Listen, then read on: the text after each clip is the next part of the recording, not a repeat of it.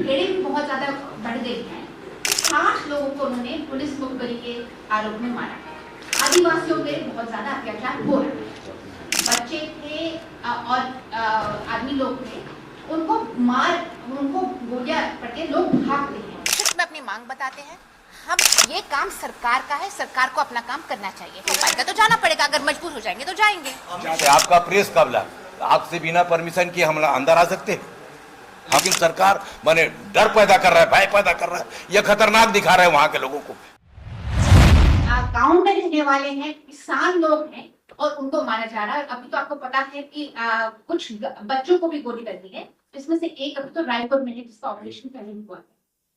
तो ये जो हुआ है, ये मुठभेड़ें बहुत ज्यादा बढ़ गई है। साथ में जो माओवादी हैं उनकी भी एक प्रक्रियात्मक हिस्सा भी बढ़ गई। इस साल कम से कम 60 लोगों को उन्होंने पुलिस मुखबरी के आरोप में मारा।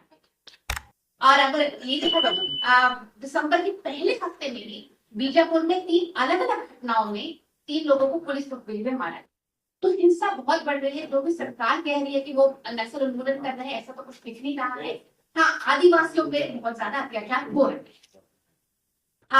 मैं बस थोड़ा सा समय लूंगी जो इस दिसंबर के 11 और 12 तारीख को जो 3 घटनाएं हुई हैं उनके बारे में थोड़ा सा डिटेल दे देंगे। याद रखना कि हमने से कोई गया नहीं है।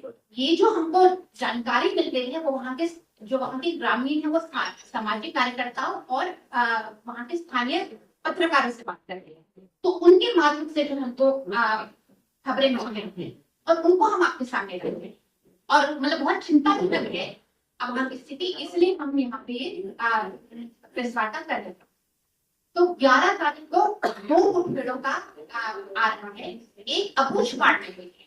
आपको यह पता होगा कि नारायणपुर में एक बहुत बड़ा इलाका है जिसको अबूझमाड़ बोला जाता है, जहाँ पे Pvt particular vulnerable tribal groups जो अति संवेदनशील आदिवासी समुदाय में वहां पे रहते हैं, जिनका संरक्षण सरकार की जिम्मेदारी।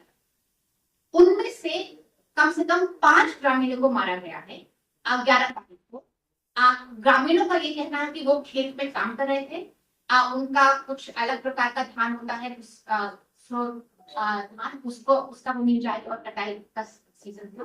और तब डीआरजी के लोग आते हैं वहां पे और वहां पे गोलीबारी करते हैं। लोगों को वहां पे महिलाएं थी, बच्चे थे और आदमी लोग थे, उनको गोलियां पड़के लोग भागते हैं। 5 लोगों का वहां पे खत्म होने का वो बता रहे थे। बाकी लोग जंगल भाग जाते हैं, कई दिनों तक वो जंगल ढूंढते रहते हैं। अभी भी 2 लोग लापता हैं, मारे गए हैं या ऐसे अभी भी जंगलों में कहीं और पे चले गए हैं, नहीं पता है। 2 लोग अभी भी लापता हैं और कम से कम 4 बच्चों को भी गोली लगी। 4 बच्चे जो भी बाहर में आए, कुछ और हो सकता है कि गांव में अभी भी हो जो डर के मारे बाहर नहीं आ रहे। 4 लोगों को तो सोनी जी के अस्पताल में ले गए थे। उसमें से 2 दंतेवाड़ा में, एक अभी जगदलपुर में रहता था और एक रायपुर में, जिसमें आपने देखा होगा एक्सरे में दिखा रहा है कि स्पष्ट वहां पे गर्दन में उसके एक गोली लगी हुई। कल उसको ऑपरेशन में भी गोली निकाली। हमारी मांगे क्या है, मैं संक्षिप्त में अपनी मांग बताते हैं। हम चाहते हैं कि अगर हमको चाहिए कि बस्तर में एक स्थायी और न्यायपूर्ण शांति हो, और जिसके लिए हम सोचते हैं कि एक शांति वार्तालाप होना जरूरी है, निशर्त शांति वार्तालाप होनी चाहिए, और वो सभी विचारधारा के राजनैतिक और सामाजिक संगठनों को साथ में लेकर होनी चाहिए।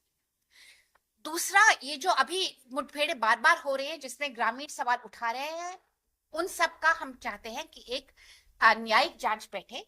अभी तक वो पूरे साल से हम बोलते आए हैं, पर अभी तक एक भी न्यायिक जांच नहीं बैठी है, और हम चाहते हैं कि इनकी एक न्यायिक जांच हो ताकि पता चले कि सही तथ्य क्या है और सामने आए।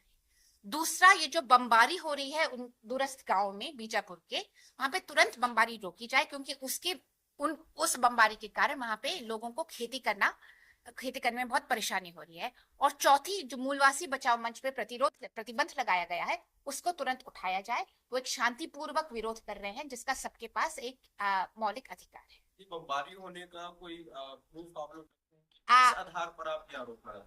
ये मैंने जैसे आपको पहले बताया था कि वहां पे हमारे पास स्थानीय पत्रकारों के और सामाजिक कार्यकर्ताओं से हमारी वार्तालाप हुई है। कुछ फोटोग्राफ हैं जो लोगों ने भेजे हैं, पर जब तक आप मीडिया लोग वहां पे जाके तथ्य नहीं बताएंगे तो हम और कुछ नहीं कर पाएंगे। हमारा ये काम नहीं है, या हम आपको वहां की आवाज ला रहे हैं, पर बाकी इसमें क्या सही है क्या गलत है आप लोग जाए वहां पे और बताएं। न्याय की शरण हमने पहले भी कई बार दी हुई है, पर हम कह रहे हैं कि हर एक बार न्यायालय जाना उन ग्रामीणों के लिए जो आदिवासी, जो बहुत दुर्गम क्षेत्र के आदिवासी हैं, उनके लिए बार बार संभव नहीं है कि इतना दूर आपके न्यायालय बैठे वहां पे आके काम करें।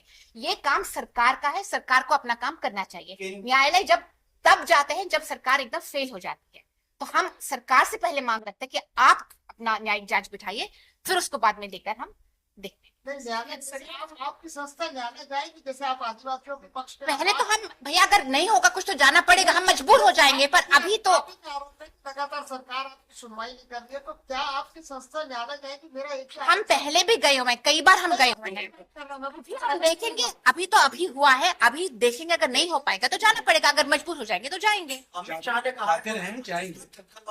समाप्त हो जाएगा, तो क्या ये निर्णायक लड़ाई है? ये तो मुझे नहीं पता, वो अमित शाह से पूछ लीजिए। नक्सलियों की लड़ाई तो सरकार से है, फिर निर्दोष व्यक्तियों को क्यों मारा? हमारा भी यही सवाल है, अभी तक हमारा भी यही सवाल है। किस मुद्दे पे हम आप मैं जनकलाल ठाकुर भूतपूर्व विधायक हूँ, छत्तीसगढ़ मुक्ति मोर्चा का अध्यक्ष हूँ और किसान संघ के संरक्षण तो बता रही है कि बस्तर जो है पूरी तरह पेशा और 5वीं अनुसूची का इलाका है। वहां कुछ भी करने के पहले उन ग्राम वासियों से ग्राम सभा करके बातचीत करके किया जाए। किसी से पूछ रहा है क्या? किसी, वही तो हम कह रहे हैं। जैसे आपका प्रेस कबला, आपसे बिना परमिशन के हम अंदर आ सकते हैं? हम तो यही बात तो सरकार से कह रहे हैं कि भाई जब वहां पेशा है, 5वीं अनुसूची है, जब एक कानून है तो उनसे पूछ करके, उनके बता करके कहाँ कहाँ काम करना है, क्या कराना है, पूछ। इसी बात का तो लोग मंच वाले विरोध कर रहे हैं कि आप जितना बड़ा सड़क नहीं चाहिए, आप हवाई जहाज चलाने का वो जमीन खरीद लेंगे।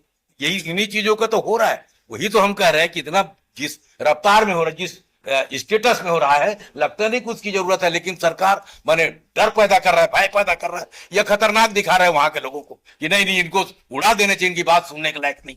ये सीधे ये काम कर रहे हैं। और उसी का हम इसी आप लोगों से अपील कर रहे हैं कि हमारा प्रदेश का जो मीडिया है या लोग हैं वो भी इधर थोड़ा ध्यान दे और एक टीम बनाए जाए। हम लोग जो कह रहे हैं, हो सकता है आपको लगता है कि ठीक नहीं कह रहे, तो आपको सीधा पता चले कि ये कितना सही है और कितना गलत है।